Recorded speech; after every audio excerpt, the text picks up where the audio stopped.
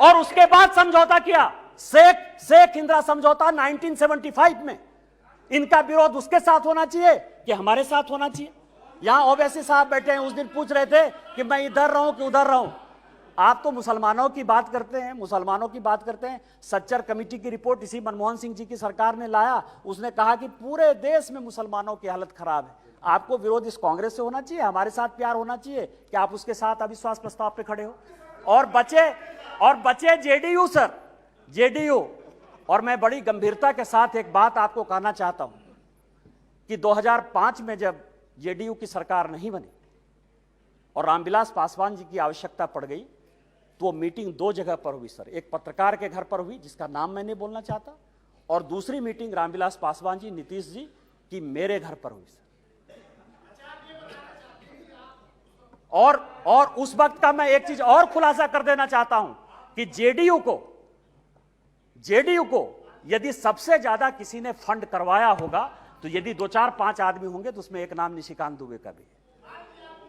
आप मेरा विरोध कर रहे हैं, मेरा है, मैं on the floor of the house कह रहा हूं, बड़ी गंभीरता के साथ कह रहा हूं। आप उसकी बात कर रहे हैं, आप पूछ लीजिएगा अपने मुख्यमंत्री से। लेकिन यह अविश्वास प्रस्ताव आया सर, लेकिन यह अविश्वास प्रस्ताव आया। अविश्वास प्रस्ताव किस लिए आया? यहां सोनिया जी बैठी हुई हैं, सोनिया जी का मैं बड़ा सम्मान करता हूं सर। सोनिया जी, मुझे जो लगता है कि उनके पार्टी की उनकी दो मनस्थिति है। वो एक हिंदू सभ्यता संस्कृति में बिलीव कर रही हैं, इसीलिए अलौकिका पंडिता की तरह जो पूरा किताब में लिखा हुआ है कि क्या क्या करना चाहिए एक भारतीय नारी को, उसका पूरा का पूरा पिक्चर सोनिया जी देती है। उनको दो काम करना है, बेटे को सेट करना है और दामाद को भेंट करना है।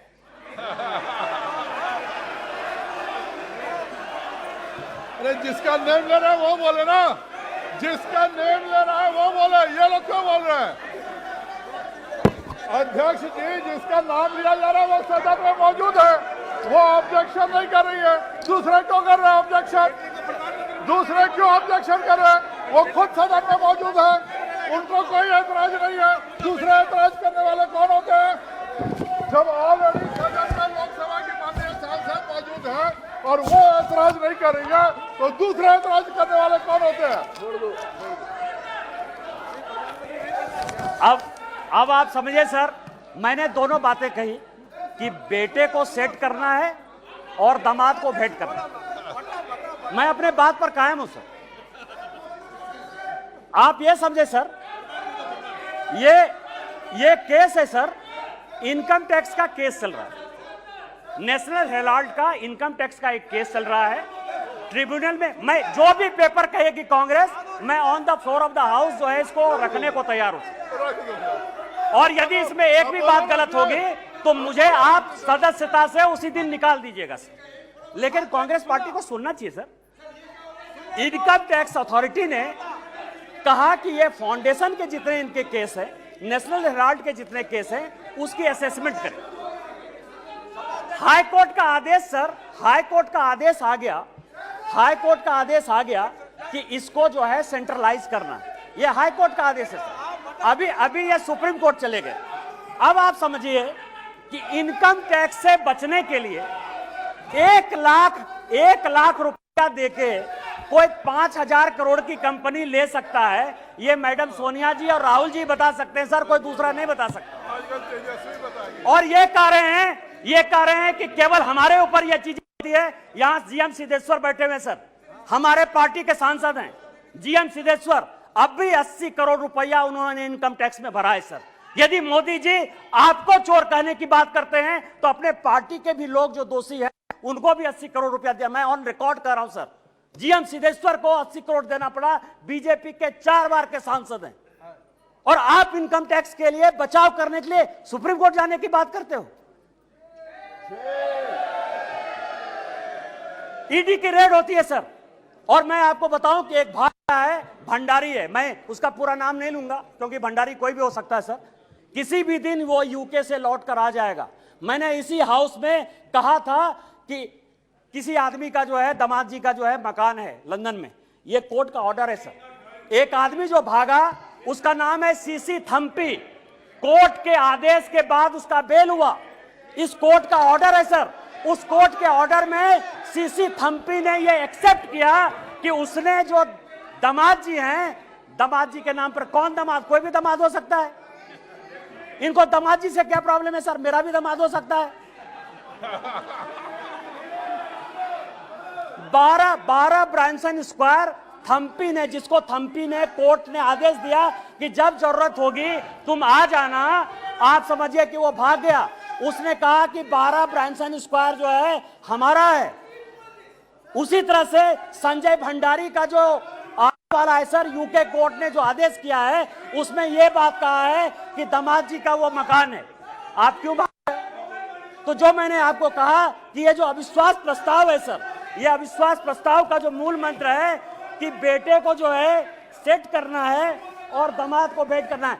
कल जो है सर, कल मेरी बात पर जो है बड़ा हंगामा हुआ, न्यूज क्लिक के ऊपर बड़ा हंगामा हुआ। आज प्रेस कॉन्फ्रेंस हुआ सर। प्रेस कॉन्फ्रेंस में मैं एक बताऊं, यदि न्यूज क्लिक का नाम यदि डिलीट या रेस्टोर हो गया, कांग्रेस को क्या समस्या है सर? न्यूज क्लिक आपका कौन लगता है? पुरकास्ट का नाम यदि रेस्टोर हो गया, पुरकास्ट आपका क्या लगता है? रोहिणी सिंह, अभिसार शर्मा या कोई भी मान लीजिए ठाकुर रंजन प्रागता, यदि उसका डिलीट हो गया नाम या एक्सपंज से फिर बाहर आ गया, आपको क्या परेशानी है? आपका कोई मतलब नहीं है। और मैं ऑन रिकॉर्ड एक और रिवीलेशन करना चाहता हूं सर कि सीपीएम के जो जनरल सेक्रेटरी, पूर्व जनरल सेक्रेटरी थे प्रकाश कारत साहब, उनका पूरा का पूरा मेल मैं ऑन रिकॉर्ड आपको लाना चाहता हूं कि जो वो नेवेली राय सिंघम था उसके साथ उनके हजारों मेल हैं। और जब आप कहेंगे मैं ऑन रिकॉर्ड उसको पेश कर दूंगा कि सीपीएम किस तरह से देशद्रोही पार्टी के साथ है। हम तो आइडियोलॉजी में मानने वाले हैं। यदि हमने सीपीएम के साथ लड़ाई की आइडियोलॉजिकल, तो आज तक हमने सीपीएम के साथ समझौता नहीं किया। आज तक हमने समझौता नहीं किया।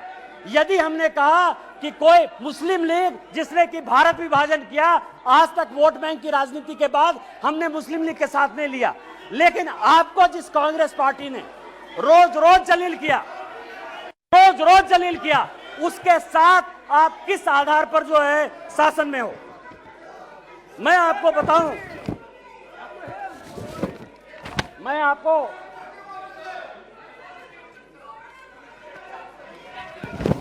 अध्यक्ष जी, समस्या क्या है कि हमने जो है एक क्विट इंडिया मूवमेंट जो है स्टार्ट किया है। माननीय प्रधानमंत्री जी जो है गरीब के बेटे हैं, गरीबी को समझते हैं। एक विकास की पट्टी देखकर आपने अभी पूरे पार्लियामेंट को देखा किस तरह से परेशान हुआ। कारण क्या है सर? मैं जिस इलाके से आता हूं, मैं आपको बताता हूं कि रीजन क्या है और इतना बड़ा बखेड़ा क्यों। मैं जिस इलाके से आता हूं वहां संथालपुरना इलाका है सर। यदि रात हो जाए तो यदि कोई बीमार हो जाए तो उसको गंगा नदी टपने के लिए कोई पुल नहीं था सर। आजादी के 75 साल बाद आज वो पुल बन रहा है साहबगंज का सर। झारखंड इस देश में सबसे ज्यादा माइंस और मिनरल्स देता है सर। 40% से ज्यादा माइंस और मिनरल्स इस देश का झारखंड में। उसके बावजूद भी सबसे ज्यादा बेरोजगारी, सबसे ज्यादा भ्रष्टाचार, सबसे ज्यादा विस्थापन, सबसे ज्यादा पलायन उस झारखंड में। आज आप समझिए उसका कारण यह था कि हमारे पास कोई पोर्ट नहीं था सर। आज माननीय प्रधानमंत्री जी के कारण मल्टी मॉडल हब पोर्ट जो है साहबगंज में गंगा नदी में बना है। मैं जहां से सांसद हूं सर, 75 साल में वहां के लोगों ने रेल नहीं देखा। आज जो है मैं गोड्डा की बात कर रहा हूं, गोड्डा जहां से मैं सांसद हूं, गोड्डा जो मेरा नाम है, मैं आपको बताऊं सर 75 साल में गोड्डा के लोगों ने रेल नहीं देखा। आजादी के 75 साल बाद आज वहां रेल है। उस रेल को देखने के लिए 5 लाख की भीड़ आई थी। आज ये सिचुएशन है सर। ये लोग स्वास्थ्य की बात करते हैं सर, पोजीशन की बात करते हैं कि हमने बहुत विकास कर दिया। मैं एक ऐसा बदनसीब आदमी हूं सर कि जिसकी अपनी छोटी बहन इलाज के बिना मर गई। 93 में मेरे यहां कोई डॉक्टर नहीं था जो पेट दर्द का भी इलाज कर पाए। 93 में मैंने अपनी छोटी बहन को खोया है सर। आज उसके भाई होने के नाते मुझे गर्व है कि मेरे लोकसभा में एम्स जैसा इंस्टीट्यूट प्रधानमंत्री, देवघर है सर, 12 ज्योतिर्लिंग का देवघर है, वहां लोग पूजा नहीं कर पाते थे। आज बेंगलोर से, आज बंबई से, आज अमेरिका से, लंदन से सभी लोग वहां एयरपोर्ट पर चढ़कर आते हैं सर। यह विकास है। आज मेरे लोकसभा में 2 medical college, 3 engineering college, 4 polytechnic college, 16 ITI, 2 agriculture college, 1 dairy college, 4 केंद्रीय विद्यालय, ये सारी चीजें माननीय प्रधानमंत्री जी ने दी है सर। इनका विरोध यह है कि गरीब के घर में जो चूल्हा जल रहा है, जो घर घर में पानी जा रहा है, जो नल की पहल चल रही है, जो गंगा से पानी देवघर आने की बात चल रही है, उसका यह विरोध है सर। इनका विरोध यह है कि बाइडेन ऑटोग्राफ क्यों लेता है। इनका विरोध यह है कि पापुआ न्यू गिनी का जो है प्रधानमंत्री उनका पांव क्यों छूता है। इनका विरोध यह है कि ऑस्ट्रेलिया का जो प्रधानमंत्री है वो उनको बॉस क्यों कहता है। माननीय प्रधानमंत्री जी ने चाहे पिछड़े इलाके हो, चाहे देश हो, चाहे दुनिया हो, जितना काम किया है उसके कारण इनको लगता है कि 2024 में नहीं आने वाले हैं। मैं अध्यक्ष जी अपनी बात महाभारत से खत्म करना चाहता हूं। महाभारत का एक बड़ा कहानी है सर कि द्रौपदी का चीरहरण हो रहा था और पूरे, चाहे कौरव पक्ष के लोग हों चाहे पांडव पक्ष के लोग हों, वो सभी जो है चीरहरण को देख रहे थे। अध्यक्ष महोदय, आज माननीय प्रधानमंत्री जी, ये लोग नहीं समझेंगे सर, ये लोग इसीलिए नहीं समझेंगे कि माननीय प्रधानमंत्री जब परिवारवाद की बात करते हैं ना तो इनको लगता है कि परिवार की बात करते हैं। माननीय प्रधानमंत्री जी परिवार की बात नहीं करते हैं। वकील का बेटा वकील हो जाए क्या दिक्कत है, IAS का बेटा IAS होता है सर। यहाँ DG हैं RPF के, वो IPS भी हैं, उनके दोनों बेटे IAS बने सर, जो अपनी योग्यता क्षमता के साथ आते हैं। परिवार को वो क्या कहते हैं, आज मेरे यहाँ का नेतृत्व क्या है। माननीय प्रधानमंत्री जी गरीब परिवार से हैं। माननीय नड्डा जी ये हैं जिनके परिवार में कोई पॉलिटिक्स भी नहीं था। माननीय राजनाथ जी बैठे हुए हैं, एक कॉलेज में जो है पढ़ाते थे सर, और आज समझिए कि इनको भगवान ने जो है पार्टी का राष्ट्रीय अध्यक्ष भी बनाया। डिफेंस मिनिस्टर है, होम मिनिस्टर हैं सर, जिनके आगे पीछे जो है कोई पॉलिटिक्स में नहीं है। हमारे जैसे लोग हैं। क्या है कि यहाँ जितना परिवार है ना वो इनके पीछे हैं जो कि परिवार का आदमी नहीं है। और वहां समस्या ये है कि वो सभी परिवारवाद जो है वो उनका जो नेता है, इसीलिए उनका परिवार और परिवारवाद में फर्क है, उनको नहीं समझ में आएगा सर। तो मैं आपको ये कह रहा हूं सर कि आज जो ये अविश्वास प्रस्ताव है सर, अविश्वास प्रस्ताव एक गरीब के बेटे के खिलाफ है। आज जो ये अविश्वास प्रस्ताव है उस आदमी के खिलाफ है जिसने कि लोगों को मकान बना के दिया। आज अविश्वास प्रस्ताव उस आदमी के पीछे है जिसने कि लोगों को पीने का पानी दिया। आज अविश्वास प्रस्ताव उस व्यक्ति के खिलाफ है जिसने शौचालय दिया। आज अविश्वास प्रस्ताव उस आदमी के खिलाफ है जिसने सबों के घर में उजाला लाने की कोशिश की, गरीब के खिलाफ है। और जितने बहस होंगे सर वो माननीय प्रधानमंत्री जी की नीतियों का चीरहरण करेंगे, जैसे द्रौपदी का चीरहरण हुआ है। मैं आपको कहना चाहता हूं इतिहास से कि चाहे राम मंदिर बना दिया हो, 370 जो हमारी थी धारा, वो सारा तो हमने बना ही दिया। मैं केवल इतना कहता हूं सर कि जब द्रौपदी का चीरहरण हो रहा था तो भीष्म पितामह, कृपाचार्य, द्रोणाचार्य, धृतराष्ट्र, जयद्रथ, चाहे वो युधिष्ठिर हो चाहे वो अर्जुन हो, सभी मौन धारण किए हुए थे। आज यदि माननीय प्रधानमंत्री जी का गांव गरीब किसान के हितैषी का आप चीरहरण करेंगे तो जिस तरह से न धृतराष्ट्र बचा, न दुर्योधन बचा, न भीष्म पितामह बचे, न अर्जुन बचा, न युधिष्ठिर बचा, आप में से कोई नहीं बचेगा। 2024 में आप लोग कोई वापस नहीं आइएगा। हम 400 सीट के साथ वापस आएंगे। इन्हीं शब्दों के साथ जय हिंद, जय भारत।